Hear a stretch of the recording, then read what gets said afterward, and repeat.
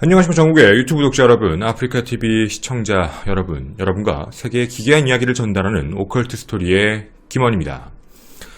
1971년 11월 24일 오후에 정체불명의 한 40대 남성이 짙은 색의 양복에 검은색 안경을 쓰고 검은색 넥타이를 하고 검은색 서류 가방을 들고 그리고 비행기에 탑승합니다. 그리고 이 남자는 범죄 역사의 한 획을 긋게 됩니다. 바로 이 남자입니다. 오늘 여러분과는 일단 사건이 어떻게 전개됐는지 시간 순서대로 정확하게 안내를 좀 해드리고자 하는데요. 이 내용을 자세히 들어보시면서 저희도 그동안 이제 프로파일링을 많이 해봤으니까 이 남자가 과연 어떤 생각, 어떤 성향, 그리고 어떤 직업군, 어떤 특징을 갖고 있는지 함께 생각해 주시면 좋겠습니다. 자, 그는요 71년 11월 24일 오후 2시 15분 비행기에 탑승을 하게 됩니다. 이 비행기는 오리건주 포틀랜드에서 워싱턴주 시애틀로 가는 노스웨스트 항공 305편 항공이었는데요. 당시 $20짜리 티켓을 구매해 탑승한 것으로 확인됩니다. 거기에 적어놓은 티켓 명칭의 이름은 댄 쿠퍼입니다. 여기까지는 아무 문제가 없었습니다. 그렇게 비행기는 이륙을 했고 시간은 조금 지나 2시 50분이 됩니다. 이륙 직후 이 검은색의 옷차림의 남자, 이 쿠퍼라는 사람은 갑자기 승무원인 플로렌스를 부르게 됩니다. 플로렌스를 불러서 한마디를 하는데 여기 버번하고 탄산수 좀 주세요 라고 뭔가 주문을 합니다. 그리고요 돈을 주는데 거스름돈은 됐고 그냥 팁으로 가지십시오 라고 얘기를 합니다. 갖다 주고 나서 그걸 한 잔 마시고 난 뒤 시간이 10분이 지난 오후 3시 쿠퍼는 다시 한번 플로렌스를 부릅니다. 저기요? 자, 플로렌스가 다가왔더니 아무 말도 하지 않고 종이 한 장, 쪽지 하나를 건네주는데 그 쪽지의 내용이 매우 이상한 내용이었습니다. 자신의 가방 안에 지금 폭탄이 들어있다. 그래서 살짝 가방을 열어 보입니다. 진짜 폭탄이 있었던 거죠. 그러면서 그 내용에는 요구사항이 적혀 있는데 비행기가 시애틀의 터커마 공항에 착륙을 하면 급유트럭을 준비시키고 낙하산 4개랑 그리고 $20짜리로 지폐로 총 $20만 달러를 준비해라. 만약 그렇게 하지 않으면 이 비행기를 폭파시키겠다라는 쪽지를 줍니다.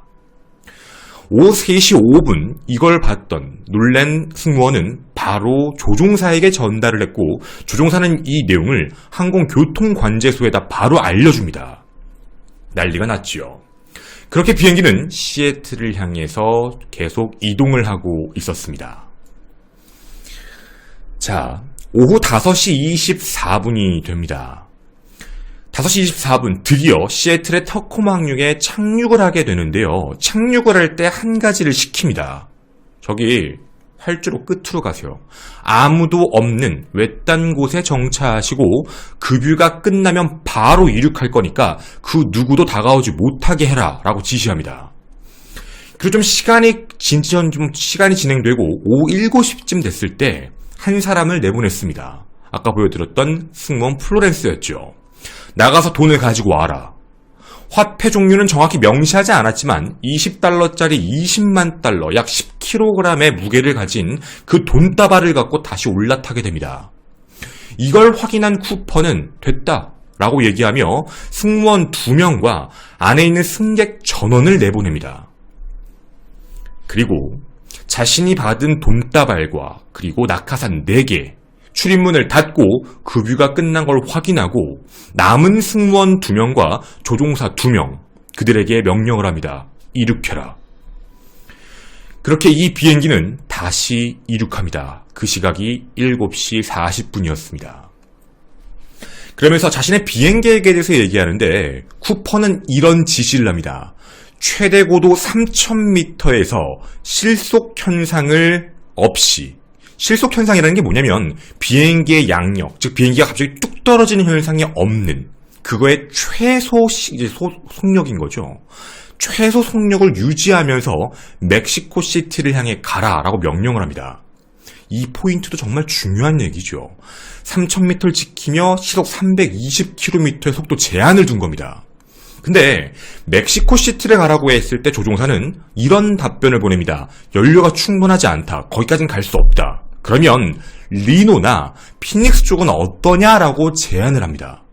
근데 쿠퍼가 이 이야기를 듣더니 그러면 리노로 갑시다 라고 얘기합니다. 왜냐하면 같은 방향이었습니다. 그리고 여기서 중요했던 건 이미 관제탑 위에 얘기가 들어갔기 때문에 미 항공 공군 제트기가 2대가 출격에 따라가고 있었는데요. 너무 느린 속도로 항공기가 운행 중이었습니다. 여러분 혹시 비행기 타보셨습니까? 우리가 제주도에 갈 때도 항공 속도를 보면 700에서 800km가 나오는데 지금 현재 320km로 날고 있습니다. 매우 느리죠. 제트기가 이 속도, 이만큼의 속도를 유지할 수 없기 때문에 제트기는 계속 빙빙 돌고 있었던 겁니다. 자, 그렇게 저녁 8시가 됩니다. 저녁 8시에 쿠퍼는 안에 있는 승무원 2명에게 들어가라, 안으로. 조종석 안으로 들어가라 라고 명령을 하는데 여기서 한 승무원이 이상한 장면을 목격합니다. 쿠퍼가 자신의 넥타이를 뺍니다. 그게 이겁니다. 그러니까 탈부착식 넥타이였던 거죠. 이걸 떼면서 몸에다가 낙하산을 메고 있던 게 보였던 겁니다. 뭐지라고 생각하고 있는 그 상황이었는데 저녁 8시 4분쯤 조종석에 경고등이 하나 뜹니다. 뭐였냐면 귀 쪽에 문이 열렸답니다. 이 비행기가 일반적인 비행기와 좀 다른 건데요. 뒤에 계단이 있는 이런 비행기였습니다. 아마 여러분도 영화에서 많이 보신 비행기일 겁니다. 뒤에 문이 열리면서 그 안으로 내려갈 수 있는 그런 형태였던 거지요. 여기가 자동적으로 열린 게 확인이 됐던 겁니다. 그리고 쿠퍼는 사라집니다. 쿠퍼는 낙하산 2개를 챙겼고 낙하산 2개는 내비두고 그리고 넥타이까지 두고 그렇게 돈다발을 챙긴 뒤 낙하산을 메고 사라졌습니다. 저녁 8시 13분 비행기의 수평 궤도를 다시 잡고 저녁 10시 15분 랜딩을 합니다. 리노공항에 도착한 뒤 경찰, FBI, 군인이 수색을 하지만 어디에서도 쿠퍼의 행적은 나타나지가 않았습니다. 당시에 레리카는 이 모든 사건을 총괄했던 사람인데 방침이 이거였습니다. 범인에게 협조해라. 돈을 주고 일단 인질들을 구출해라. 그리고 리노에 도착하면 체포한다. 이게 계획이었죠. 왜냐하면 절대로 그 위에서 뛰어내릴 거라고 생각을 안 한 겁니다. 설마 이런 생각을 했던 거죠. 당시 FBI는 범인의 추적을 시작합니다. 군대도 총동원됐고 헬기도 수십 대, 약 1000명의 군인들이 집집마다 수색을 했고 심지어는 군용 정찰기가 그 보잉 비행기를 따라다녔기 때문에 혹시 낙하산이 어디에 나타나지 않았나를 전부 체크했지만 어디에서도 확인되지 않습니다. 즉 DB 쿠퍼가 어디서 뛰어내렸고 어디서 낙하를 했고 어디로 도착했는지도 알 수가 없었죠. 그렇게 그는 완전히 사라져버립니다. 돈 20만 달러를 가지고 말이죠. 자, 그럼 우리는 한 가지 궁금한 게 있을 수 있습니다. 아까 이 사람 이름 댄 쿠퍼였는데 왜 이름이 DB 쿠퍼가 됐지? 라는 생각을 하신 분이 있을 텐데 이게 약간 미스커뮤니케이션이었습니다. 경찰과 기자들 사이에서 경찰이 댄 쿠퍼라고 얘기를 했는데 댄 쿠퍼입니까? 아니면 데일 쿠퍼입니까? 근데 그 데일 쿠퍼를 옆에 있는 기자가 베일이라고 들은 겁니다. 그래서 데일? 베일? 그 D, B 이렇게 물어봤는데 거기서 경찰관이 그냥 그렇다라고 대답을 해서 DB 쿠퍼라고 보도가 나가서 그때부터 그냥 DB 쿠퍼라고 불리는 거고 원래 적혀있는 이름은 댄 쿠퍼입니다. 자, 그러면 과연 그는 어떻게 된 게 맞을까요? FBI는 이렇게 얘기합니다. 속된 얘기로 죽었다. 이 사람 못 살아남는다라고 얘기합니다. 왜냐면 고도도 3km였고 당시에 비도 내리고 있었고 어두웠다. 그리고 영하 온도, 너무 높았기 때문에 고도가 영하 온도였기 때문에 방한복도 없이 어떤 것도 없이 맨몸으로 수트 차림으로 그것도 10kg 정도 되는 돈다발을 맨 상태로 낙하산 메고 뛰어내렸다고 하면 아마 사망했을 가능성이 매우 높다라고 판단합니다. 그래서 어디에서도 시신이 발견되지 않는다. FBI의 결론이었던 거죠. 그도 그럴 법했습니다. 왜냐면 그 이후에 DB 쿠퍼의 행적이 아예 안 나왔거든요. 헌데 이 사건이 발생한 그 시각 1971년에서 9년이 지난 1980년이었습니다. 이상한 게 하나 발견됩니다. 1980년 2월에 8살짜리였던 브라이언이 가족과 함께 워싱턴주에서 함께 그냥 캠핑을 하고 있었습니다. 그럼 브라이언이 혼자 놀고 있다가 강가 모래에서 뭔가 이상한 가방 같은 걸 하나 확인했던 거죠. 고개를 툭 열어봤는데 그 안에 돈다발이 확인됩니다. 바로 이겁니다. 20달러짜리 지폐로 총 5,800달러가 들어있었습니다. 바로 신고를 했습니다. 이게 무엇인가? 그리고 이 안에 찍혀있는 일련 번호를 확인해봤는데 이상했습니다. 이 안에 찍힌 일련 번호가 당시에 DB 쿠퍼에게 전달된 20만 달러 중에 일부분입니다. 그러면 DB 쿠퍼는 살아있습니다. DB 쿠퍼는 어떤 이유인지는 모르겠지만 5,800달러는 그대로 묻어놨습니다. 보시는 바와 같이 많이 훼손되고 찢어졌거든요. 이건 그대로 두고 나머지 14만 4,200달러를 가지고 사라진 겁니다. FBI의 추측이 틀렸습니다. 그는 살아있었습니다. 그 이후 강변도 수색하고 강바닥도 뒤지고, 왜냐면 강바닥에서 죽었나? 여러 가지 상상을 해봤지만 아무것도 찾을 수가 없었던 거죠. 자, 이제 우리는 궁금합니다. DB 쿠퍼, 그는 과연 어떤 사람일까? 일단 DB 쿠퍼는요, 얼굴 노출이 됐습니다. 왜 그러냐면 승무원과 대화를 나눴고 승무원과 이야기뿐만 아니라 얼굴이 노출된 것, 여러 가지의 정황들이 있었던 거죠. 그리고 자신의 스킬까지 보여주었습니다. 당시 목격을 했던 승무원은 신체적 특징을 이렇게 얘기합니다. 40대 중반처럼 보였고 키는 170에서 2m 사이 정도? 그러니까 조금 있는 편. 몸무게는 77에서 81kg 사이 정도였으며 미간이 매우 좁고 갈색 눈을 띄었다라고 얘기합니다. 그리고 말을 굉장히 정중하게 했다. 침착하게 했다라고 얘기했고 별로 긴장한 내색도 없었다. 어느 정도였냐면 납치를 하고 있는 도중에도 중간에 혹시 먹을 게 없느냐라고 얘기하며 아무렇지 않게 얘기를 했다고 합니다. 자, 근데요, 여기서 또 하나 눈에 띄는 게 있습니다. 이 사람이 과연 이런 정보가 아예 없는 사람일까라는 문제인 거죠. 우리 입장을 바꿔서 내가 뭔가 비행기를 하이제킹, 즉 납치를 해야겠다라고 생각하면 비행기가 착륙할 때 주변에 아무도 없어라, 나 도망갈 때까지 뭐 이런 루트를 따질 텐데 내가 이 비행기에서 뛰어내려야겠다라고 생각하는 경우는 거의 없습니다. 아마 어느 정도 경험치가 있는 사람처럼 보일 수밖에 없죠.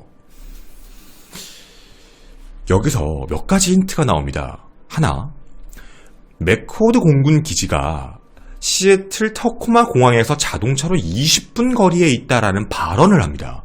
아, 한 20분 거리에 있죠? 라는 얘기를 했다는 거죠. 항로 수정을 할 때 말입니다. 근데 이게 아무도 모르는 내용입니다. 정확한 건 군사 기밀 내용이기 때문에 민간인은 절대로 알 수 없는 내용, 세부 지침 사항이었던 거죠. 이걸 DB 쿠퍼는 알고 있었습니다. 이런 걸 보면 DB 쿠퍼는 아마 군 관계자거나 혹은 뭐 특전사? 아니면 이런 항공 관련의 일을 종사하는 사람일 확률이 매우 높다라고 판단했던 거죠. 그리고 또 하나 더.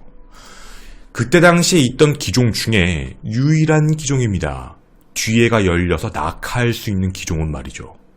이게 대부분 공군 출신들이 어디선가 낙하 훈련할 때 쓰는 비행기인데 이 비행기 중에 민간 항공기로 이용되는 기종은 이 기종밖에 당시에 존재하지 않았습니다. 이 기종을 선택했다는 얘기는 당시에 자기가 뛰어내릴 수 있는 공간을 확보하고 늘 그렇게 했다라는 걸 경험치적으로 알고 있는 사람이다라는 이야기가 된 거죠.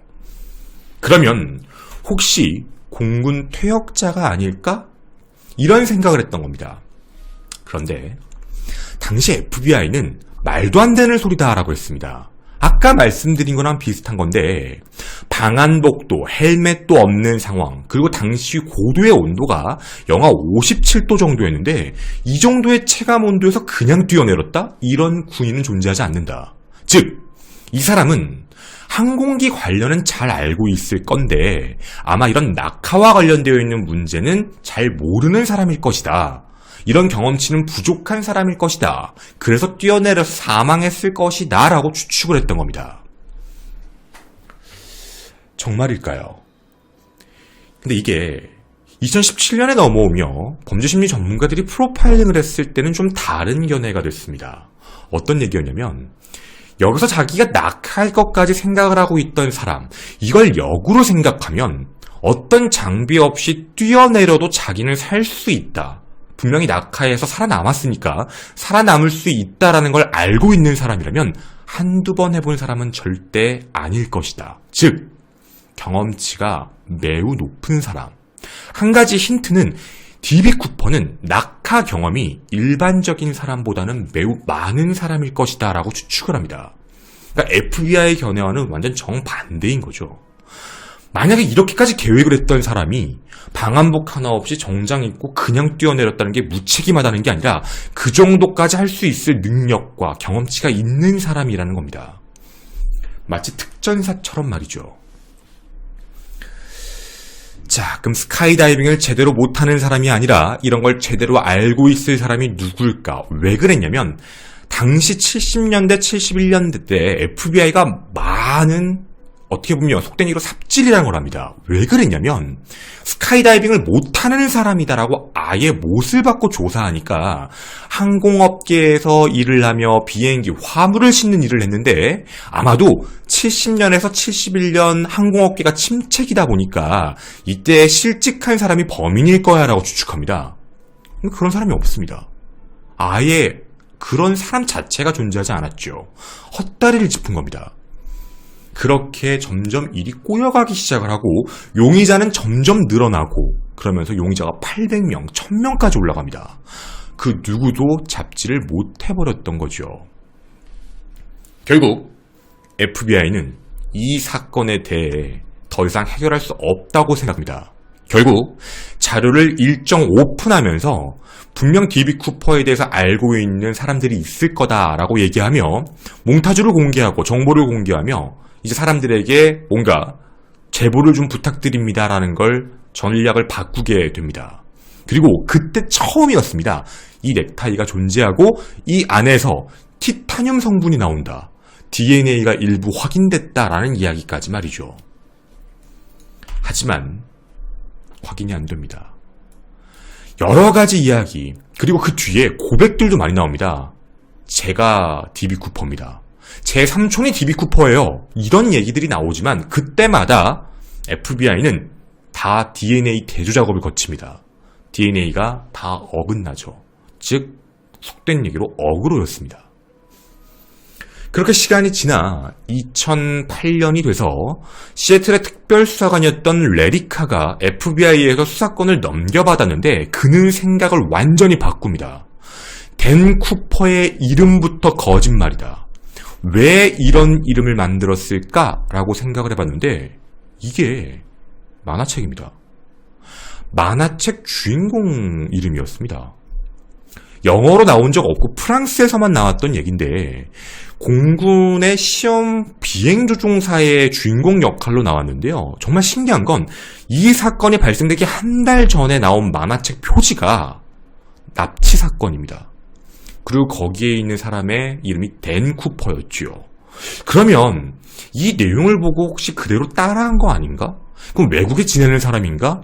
이렇게 하면 이야기를 조금 더 다른 쪽으로 잡아가기 시작을 합니다. 그렇게 45년간 지속적인 수사를 진행하지만 FBI는 두 손 두 발을 듭니다. 2016년 7월 사건에 대해 능동적인 수사는 종료하겠다고 발표합니다. 어디에도 힌트가 없다. 이 얘기죠. 능동적 수사를 종료한다는 얘기는 뭔가 새로운 게 들어온 게 아니면 수사를 속행하지 않겠다는 뜻이죠. 더 이상 하지 않겠답니다. 그런데 문제가 생깁니다. FBI의 기밀문서가 공개됩니다. 바로 D.B. 쿠퍼와 관련된 기밀문서지요.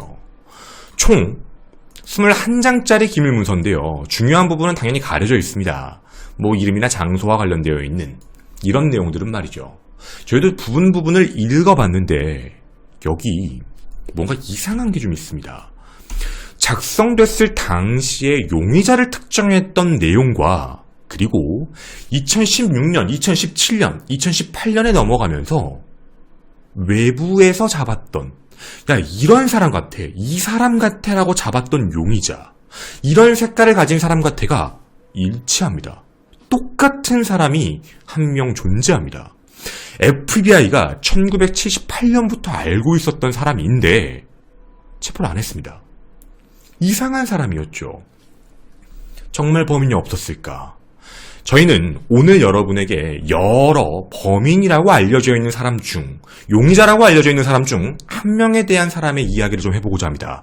가장 가능성이 높은 거 아니냐라고 알려져 있고 이미 미국에서 다큐멘터리가 제작이 됐습니다.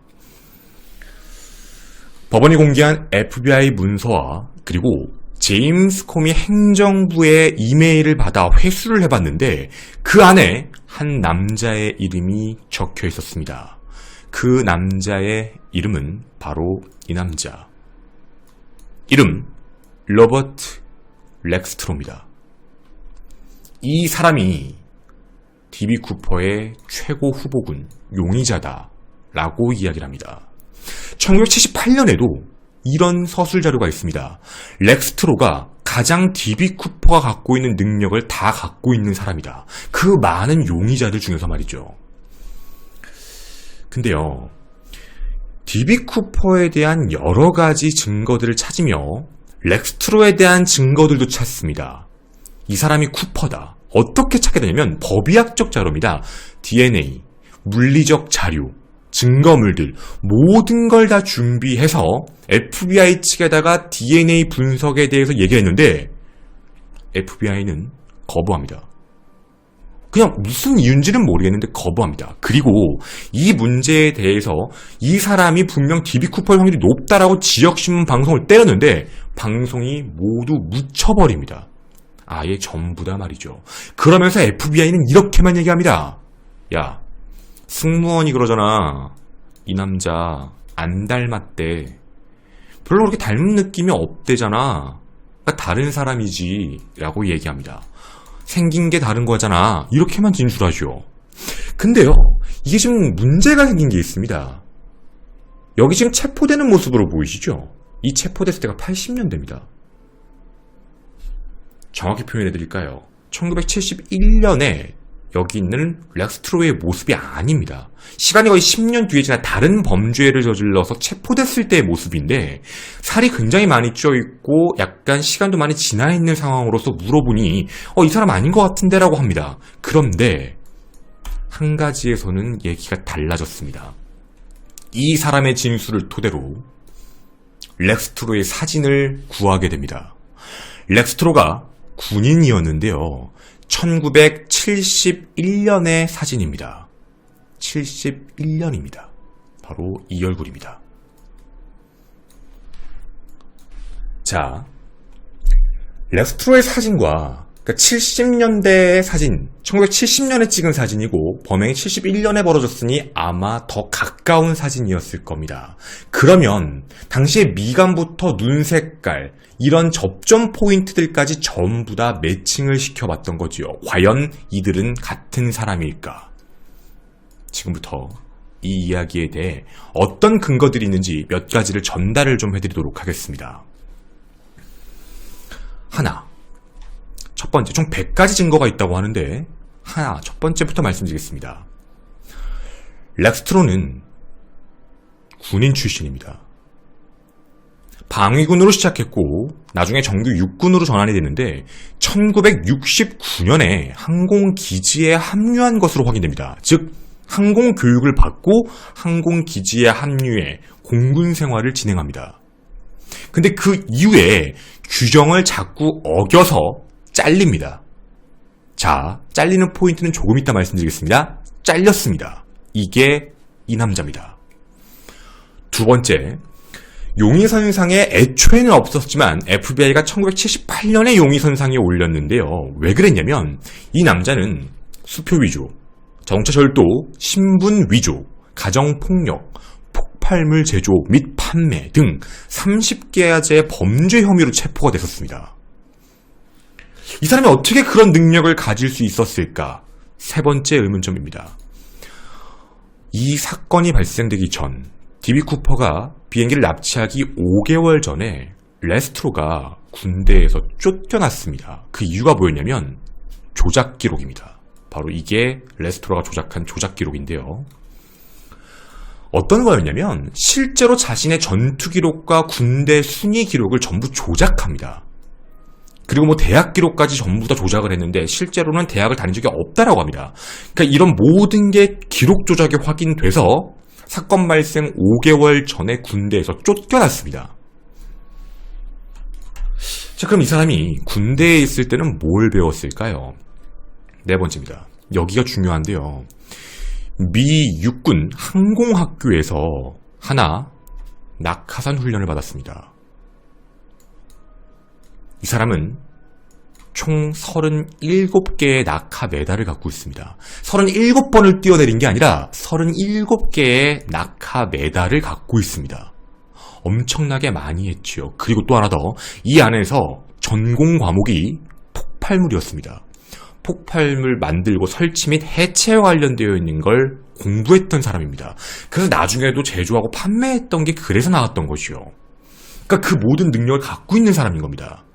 정말 많이 뛰어내려 보기도 했고, 그리고 중요한 거 하나 더, 낙하산을 4개를 달라고 했다는 거죠. 왜냐면 낙하산의 그 오차 범위까지 확인했다는 겁니다. 낙하산을 2개를 달라. 위험하죠.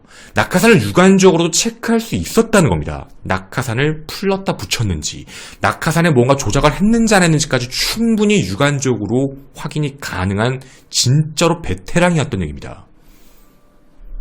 그리고 또 하나 더, 2017년 이 사진이 공개가 되고 이 몽타주와 함께 눈, 귀 모양도 정말 중요하죠. 귀 모양, 그리고 코, 입, 찡그린 미간들, 머리에 파져있는 모양들, 턱의 패턴의 모양을 총 9가지 패턴으로 찍어서 체크를 해봤는데 얼굴에서만 총 9가지가 일치하게 됩니다.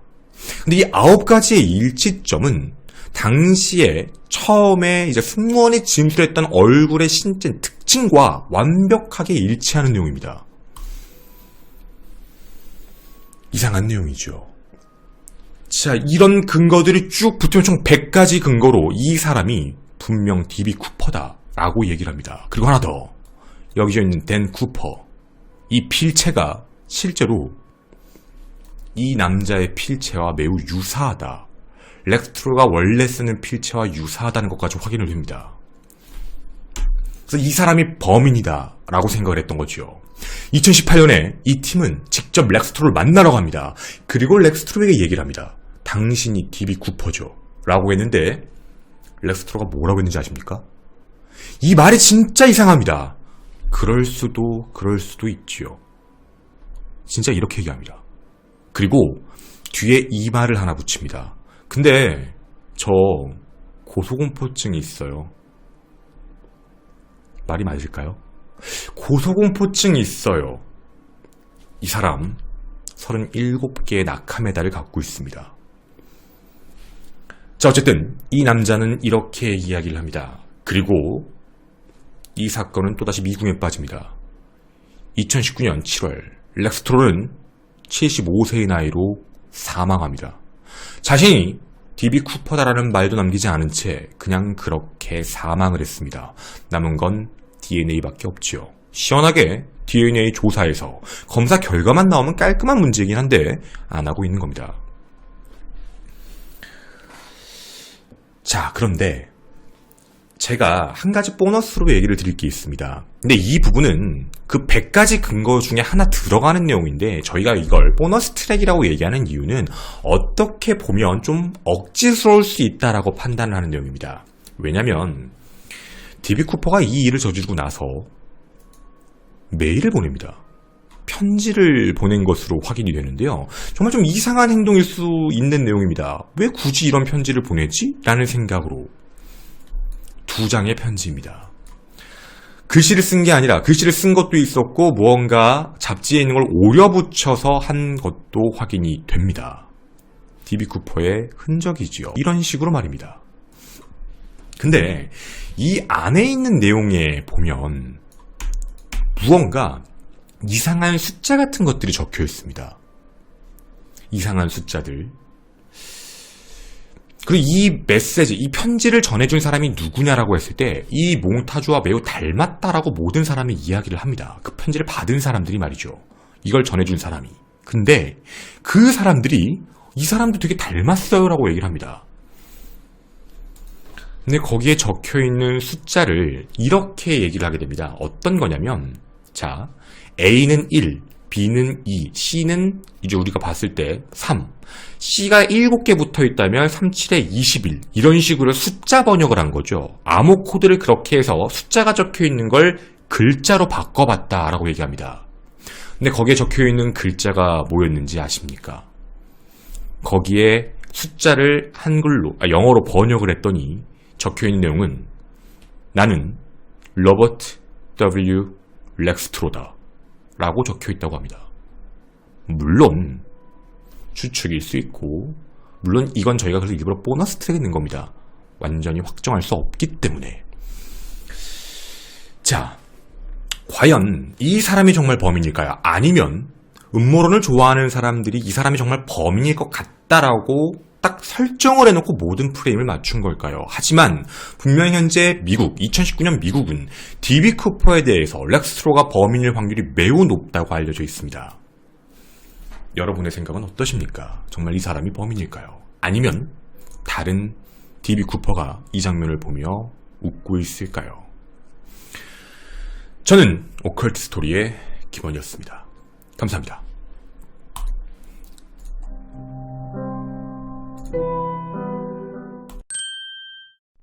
자, 이거 뒷이야기로 할게요. 그러니까 이게 제가 무조건 맞다고 하는 게 아니라 그냥 용의자 중에 2019년을 봤을 때 이 사람일 가능성이 매우 높다라고 워낙에 미국에 자꾸 얘기가 나오니까 이제 여러분한테 전달을 드리는 건데, 이미 렉스트로는 사망했죠. 75세의 나이로 사망을 했는데 이게 그런 얘기가 있어요. 근데 왜 FBI가 이걸 거절하는 거야? 라는 이야기가 계속 나왔었어요. 근데 이 부분에 대해서 저도 지금 말씀드린 렉스트로가 범인인 것 같다라고 주장하는 그 단체 100가지 근거를 들으면서 막 얘기하는 그쪽의 이야기 꽤 많은 사람들이 함께하고 있더라고요. 근데 좀 이게 진짜 맞을까 싶은 거? 그러니까 어떤 내용들의 근거는 되게 그럴싸하다라고 느껴지는데 또 어떤 거는 너무 또 오바 같기도 하는 느낌이 있는 거. 근데 오바 같은 거 얘기 하나 해드릴게요. 좀 오바 같은 느낌 나는 게 중에 하나가 CIA예요. 그러니까 렉스트로가 실제로는 CIA 요원이었다라는 얘기를 하더라고요. 근데 CIA 요원인데, 그러니까 이제 비밀 요원이었죠. 비밀 요원으로서 있었는데 렉스트로가 당시에 했던 행동이 그 FBI가 못 잡았잖아요. FBI는 죽었다고 얘기했으니까. 그러니까 FBI가 못 잡고 FBI가 해결을 못 한다라고 하면서 나중에 FBI가 만약에 이거를 이 사람이 나중에 범인이다라고 얘기할 수 있는 게, 그러니까 얘기를 쉽게 할 수 있는 상황이 아니었다라고 이제 그들은 그렇게 얘기하더라고요. 이게 좀 이제 FBI와 CIA에 관련된 문제가 낀 거다. 근데 사실 저는 개인적으로 이건 너무 음모론으로 많이 간 것 같아서 저는 사실 이거를 그래서 이제 메인 방송에서는 얘기는 안 한 건데 그 100가지 근거 중에 또 이 얘기도 들어가 있기는 해요. 그러니까 저는 좀 나름대로 좀 그래도 합리적인 얘기인 것 같은 것만 여러분한테 먼저 전달을 해드린 거지. 그러니까 무조건 이 얘기가 맞다고 얘기하는 게 아니고, 그러니까 이런 얘기도 해요. 그래서 CIA의 요원이고 당시에 FBI와 CIA의 이제 문제 때문에 이런 일이 터진 것이다. 뭐 이런 얘기들도 있어요. 그래서 D.B. 쿠퍼는 실제로 엄청나게 이제 고도로 훈련받은 요원이었고, 그래서 D.B. 쿠퍼는 당시에 이제 왜냐면 쿠퍼가 한 행동이 일반적인 사람의 행동은 아니었다라는 거거든요. 이제 쿠퍼가 한 행동을 보면 안에 있었죠. 되게 여유로웠죠. 그때 당시에는 원래 물품 수화물에 대한 그 검색이 없었대요. 그때 당시에. 지금처럼 막 뭐 통과하면서 폭탄이 있네 없네 이런 걸 검색했던 시절이 아니라서 폭탄물을 만들고 그냥 들어가서 앉아있다가 되게 그냥 느긋하게 얘기를 하면서 그렇게 자신이 원하는 대로 해서 움직이면서 이제 이동을 했던 거잖아요. 그리고 이제 공군 시설에 대해서 그러니까 너무 잘 알고 있었고, 그리고 낙하산을 주세요 라고 얘기를 하고서 낙하산을 4개를 받았잖아요. 낙하산을 4개를 달라고 한 것도 되게 신기한 패턴이고, 그러니까 그들이 나한테 낙하산을 줄 때 뭔가 이상한 낙하산을 줄 수도 있다라는 의심을 분명히 해서 자신이 낙하산을 체크를 하겠다라는 것도 있는 거잖아요. 그래서 그것도 하나 체크를 했던 거고, 또 하나가 뭐가 있냐면 DB 쿠퍼가 하는 행동이 이거. 그러니까 이게 무슨 소리냐면, DB 쿠퍼가 낙하산을 그러니까 두 개를 맨 거예요. 쉽게 얘기하면. 그러니까 이 사람은 확률 게임을 한 건데, 낙하산 두 개를 맸다는 건 낙하산이 불량일 확률에 대한 문제 또 하나와, 그리고 낙하를 해본 사람들은 다 안 돼요. 낙하 고도와 관련된 문제인데, 저도 이거 내용 어서 전달받을 때 들었는데, 좀 됐나? 김병만 씨가 한번 다친 적이 있었어요. 낙하를 할 때 자신의 무게에 맞춰서 하거든요. 그래서 그 스피드 같은 걸 맞추려고 할 때 자신의 몸무게에 맞추게 돼 있어요, 무조건. 근데 지금 이 상황은 돈 때문에 10kg가 더 올라간 상황이에요. 베테랑이 아니면 이거를 맞추는 게 어려웠을 거라는 판단일 거란 거죠. 이게 쉬운 게 아니거든, 사실. 그리고 만약에 상식적으로 움직였을 때는 그렇게 10kg까지 무거운 쪽으로 해서 움직일 필요가 없는데, 10kg이나 무게를 더 높인 상황에서 3km에서 이제 뛰어내린 거잖아요. 그 추운 날. 그러니까 낙하 경험이 전무한 사람, 처음에 FBI가 추측했던 그런 건 전혀 아니라 정말 고도로 훈련받고 낙하가 완벽하게 할 수 있는, 그래서 낙하산을 두 개를 메고 뛰어내려서 정확하게 그 위치에 착륙할 수 있는 사람. 근데 당시에도 왜 죽었다라고 판단을 했던 거냐면 이런 식이었어요. 당시에 발견됐던 이제 어떻게 보면 파편들이죠. 낙하 파편들 같은 것들이 확인이 돼가지고 아마 DB 쿠퍼가 살아남지 못했을 것이다라고 이제 FBI는 그렇게 추측을 했던 것 같아요. 이 어떻게 여기서 뛰어내렸는데 이 온도에 정장만 입고 뛰어내렸는데 어떻게 살아남아? 뭐 이렇게 된 것 같은데, 전문가들의 입장은 아니다. 그리고 넥타이. 이게 요원 같다라는 느낌이 너무 많이 든다라는 거예요. 그러니까 꼽는 넥타이였단 얘기예요. 탁. 그러니까 이게 뭐냐면 진짜 요원들이 많이 하는 거래요. 그러니까 요원들이, 저도 그냥 그 외부 자료를 본 건데 넥타이를 실제로 안 맨대요. 왜냐면 죽을 수도 있어서. 그러니까 넥타이를 맸다는 건 내 목을 조르고, 그러니까 내 목 졸라주세요라고 기다리고 있는 거랑 똑같은 소리예요. 언제든 내 목을 잡아 당기시면 조를 수 있습니다. 언제든 저를 죽이세요. 이 얘기랑 똑같은 소리라서 대부분 요원들은 항상 클립형을 낀대요. 당연한 거래요, 이거. 클립형 타이를 끼는데 이 사람은 진짜 타이를 끼고 있던 게 아닌 거죠. 그러니까 DB 쿠퍼도 그러니까 딱 이걸 끼고 있다가 이거를 뺀 거잖아요. 이거를 떼고 그리고 이제 낙하를 했다라는 얘기인 거니까. 그러니까 이런 걸 보면은 이 사람은 아마 일반적인 사람은 절대 아니고 분명히 요원 활동을 했던 사람일 확률이 정말 높다. 그러니까 이게 2017년에 프로파일링으로 나왔던 얘기예요. FBI가 그때 추측했던 사람과 다르게. 근데 문제는 FBI도 78년부터는 그런 거를 조사를 했던 거예요. 그런데 이제 그 이후에 매칭을 안 시켜서 좀 이상하다가 됐던 거고. 그러니까 물론 이게 워낙에 얘기가 넓고 크고 그 진짜 음모론 같은 것도 너무 많고 이래가지고 저도 어떻게 전달하기는 좀 그렇지만, 어쨌든 저도 처음에 이제 DB 쿠퍼에 대한 방송 시작하면서 얘기를 많이 들어서 해달라고. 근데 저도 왜 처음에 진행을 안 했냐면, 처음에 진행하기에는 너무 뭐 비슷한 얘기들이 너무 많아서 그래서 진행을 안 했던 거고. 네. 그래서 이제 좀 시간이 지나서 이제 여러분들께 전달을 해드렸던 거고요. 그리고 그런 생각은 있어요. 이거는 사실 완전 논외에 대한 얘기, 논외 얘기예요, 여러분. 논외. 이거는 이제 저도 이제 그 내용들 보다가 그냥 본 건데, 정말 DB 쿠퍼가 가방 안에 폭탄을 넣었을까요? 그게 정말 폭탄이란 근거가 어딨지가 된 거예요. 그게 폭탄이 아니라 예를 들면 뭐 자가 발전기일 수도 있고, 그러니까 뭐 예를 들어서 이제 몸을 따뜻하게 하는 도구일 수도 있는 거고, 그게 폭탄이라는 보장은 어딨지가 된 거예요. 가방을 어쨌든 들고 있고, 가방은 사라졌거든. 그리고 승무원을 전부 다 조종실에 넣어놓고 자기 혼자 있었잖아요. 혼자 있는 상태에서 타이를, 그러니까 승무원이 마지막으로 본 모습은 타이를 빼고 낙하산을 메고 있었다고 하고 있거든. 그것만 보고 들어간 거라서 그 다음에 쿠퍼가 무슨 행동을 했는지는 몰라요. 아무도. 그럼 쿠퍼는 그럼 그 안에, 그럼 생각을 해봐봐. 쿠퍼는 그러면 상식적으로 봤을 때 폭탄이 든 가방이라고 가정을, 왜냐면 그 폭탄이 든 가방이 당시에 항공기 조종사분들은 비행기에 남아있을까봐 무서웠대요. 이거 어떤 얘기인지 아시죠? 그러니까 뒤에 출입문이 열렸다. 쿠퍼는 그 낙하산을 메고 나갔다는 걸 알았는데 쿠퍼가 만약에 비행기 기내에다가 폭탄을 두고 폭탄이 시간에 따라서 터지면 어떡해. 자기 다 죽는 거 아니야. 되게 무서웠다고 얘기를 하거든요. 근데 없었어요. 그럼 쿠퍼는 그 가방을 어딘가 버렸겠죠. 그게 근데 진짜 폭탄이면 던졌다가 그거 터지면 어떡해 그거.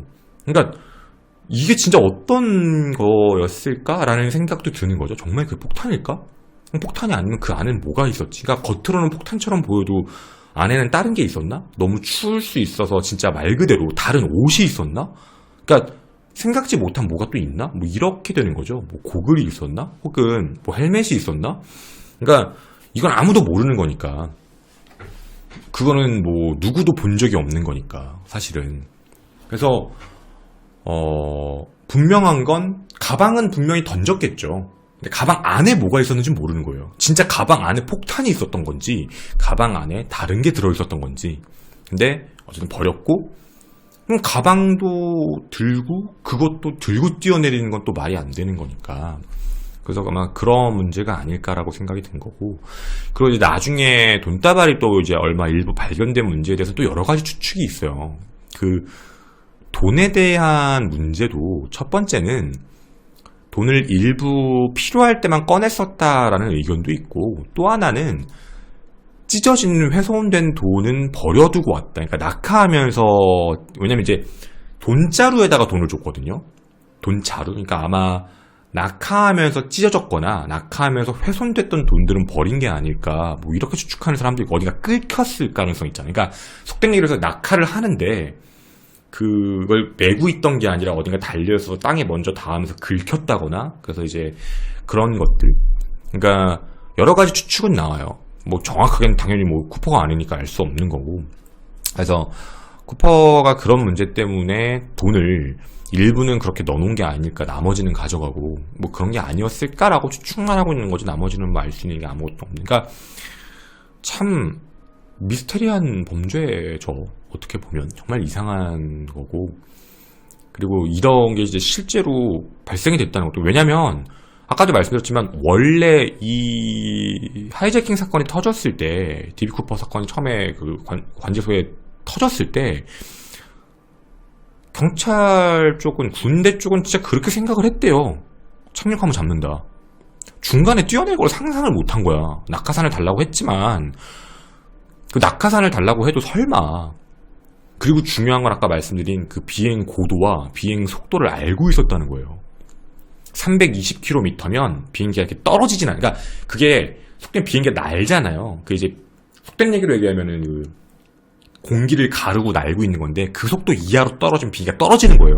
근데 딱 그 최소 속도, 최소의 속도를 유지해라. 왜냐면 자기가 낙하해야 되니까. 그러니까 낙하 속도를 알고 있었다는 거야. 자기도 낙하 높이, 낙하 속도, 이걸 정확하게 알고 있는 상태에서 그걸 유지해라라고 얘기하고 자기는 뛰어내렸고, 어느 방향으로 가고 있는지도 알고 있던 거예요. 멕시코시티 방향으로 가자. 근데 거기까지는 기름이 없어서 못 간다. 그럼 이쪽과 이쪽을 얘기했대. 그러면 그쪽 방향으로 가자. 이렇게 얘기했다는 걸 보면 이 사람은, 그러니까 일반적인 사람은 진짜로 아니라는 거죠. 그리고 뛰어내렸는데 어디로 뛰어내렸는지 알 수도 없는 상황인 거고. 그러니까 진짜 이상한 사람이에요. 이게 얘기만 들으면 진짜 무슨 뭐 영화나 소설 같은 데서 나올 것 같은 그런 느낌이죠, 원래는. 근데 못 잡았어요. 잡지도 못했고. 근데 그 말 되게 이상하지 않아? 나는 그 말이 너무 이상했어. 렉스트로가 했던 얘기가 자기 고소공포증이 있다고. 난 근데 그 말이 안 맞는다고 생각하거든요. 자기는 고소공포증이 있다라는 얘기를 왜 하는지 모르겠어요. 이 사람은 고소공포증이 없는 사람, 물론 있을 수는 있지. 있을 수는 있는데 이게 말이 안 맞거든요. 물론 이제 뭐 어렸을 땐 그런데 나이 먹어서는 고소공포증이 생겼어라고 할지는 모르겠는데, 근데 이 사람은 자기가 아니다라고도 얘기하진 않았어요. 그럴 수도 라고 얘기를 해요. 그러니까 되게 이상한 소리만 자꾸 그냥 했던 거라서, 그러니까 실질적으로는 잘 모르겠어요, 정말로. 그러니까 근데 이제 이미 사망을 했기 때문에, 그러니까 DNA 검사해보면 DB 쿠퍼의 DNA가 있다고 하니까 DNA 매치만 해보면 될 것 같은데, 그걸 이제 안 하니까 이제 음모론을 제시하신 쪽에서는 계속 음모론을 얘기하는 거죠. 왜 안 하냐, 왜 안 하냐, 왜 안 하냐, 지금 이러고 있는 거지. 그러니까 이게 렉스트로가 군인일 때 사진이에요. 그러니까 그때 당시에 안 닮았어요라고 진술을 했던 이유도 나이가 든 사람 있잖아요. 나중에 체포된 이원 모습을 보고 안 닮았다고 했던 거지. 실제로 군인 시절에 있었던 그 이제 머리 라인이랑 눈매랑 눈 색깔이랑 이런 모습으로 봤을 때 렉스트로는 이제 포인트만 보면 매우 닮은 점이 많았다라고 이제 얘기가 나온 거예요. 당연히 사람이 나이를 먹으면 당연히 안 닮아지죠. 이 렉스트로가 나중에 이제 나이를 먹고서 이제 이게 사망하기 전이라고 해야 되나? 그러니까 연세가 가장 이게 가족 사진이거든요. 이게 렉스트로예요. 가운데 하얀색 하늘색 옷 입고 있는 수염 있는 사람이 렉스트로인데 당연히 이제 나이를 먹으면 다르지. 그래서 이게 이제 렉스트로라고 이렇게 돼 있죠. 그래서 이제 되게 의심을 하는 거예요. 너무 많이 닮아서 이 머리 헤어라인도 닮았고 미간이랑 눈매랑 그리고 이제 그런 것들이 너무 닮으니까 이 사람 아니냐 뭐 이런 얘기가 나오기 시작했던 것 같아요. 그러니까 뭐냐면 DB 쿠퍼가 이걸 풀렀잖아요. 이걸 풀고 두고 갔잖아. 왜 그랬지라는 생각이에요. 왜냐면 일반적인 넥타이면 당연히 풀러야 돼요. 왜냐면 낙하산을 메고 내려갈 때 이게 만약에 이 낙하산에 걸려있는 거면 이게 만약에 걸려봐 낙하산 줄에 그러니까 그럴 가능성에 대한 문제 때문에 당연히 게 일반 넥타이면 푸는 거라고 이해를 하겠는데 클립형 넥타이는 어디 걸리든 풀리거든요 어차피. 그래서 이걸 푸는 행동을 언제 할까가 된 거예요. 이걸 빼는 행동을 좀 추운데? 밖에 추운데 빼고 탁 셔츠를 풀고 자 난 버튼 2개 열었으니까 시원하게 내려가자 뭐 이건 아닐 거 아니야. 물론 뭐 저는 일반인이니까 그러니까 목이 좀 좁혔으니까 넥타이 딱 풀고 나가야지 이거는 또 아닐 것 같고. 그러면 이게 진짜 본 거는 그거밖에 없으니까 진짜 예를 들면 정말 가방 안에 다른 뭔가 옷을 진짜 추우니까 옷을 갈아입거나 아니면 뭐 진짜 방한을 할 수 있는 그런 게 있었나? 그러니까 진짜 그런 생각을 했던 거예요. 방한을 할 수 있는 뭔가가 있었을까? 그 가방 안에. 그러니까 그 가방 안에 폭탄이 있었다고 얘기한 거는 승무원 진술밖에 없거든. 근데 승무원이 그 폭탄인지 알지 어떻게 알아? 사실 여러분은 어떻게 느끼실지 모르겠지만 그냥 가방 들고 나 이 안에 폭탄 있으니까 뭐 정차해 뭐 이렇게 해도 그걸 승무원분들이 그 안에 폭탄이 있는 걸 보지 않더라도 그걸 뭐 에이 뻥치네 이러지 않아요. 그거 진짜 난리 날 얘기야. 일단 그 안에서 누가 폭탄 있다고 얘기하면 일단 그 말을 믿어야 돼요 여러분. 경우의 수라는 건 확률 게임을 하면 안 되거든 여기선. 그 사람이 뻥카를 친 걸 수도 있지만 진짜일 확률이 0.01%라도 있다면 사람을 살려야 되는 게 맞고 항공기가 안정적이어야 되니까 당연한 거 그 말을 믿어야 되잖아요. 근데 그 안에 있는 걸 봤을 땐 좀 그렇잖아요. 참 무서운 것 같아요 그런 거 보면.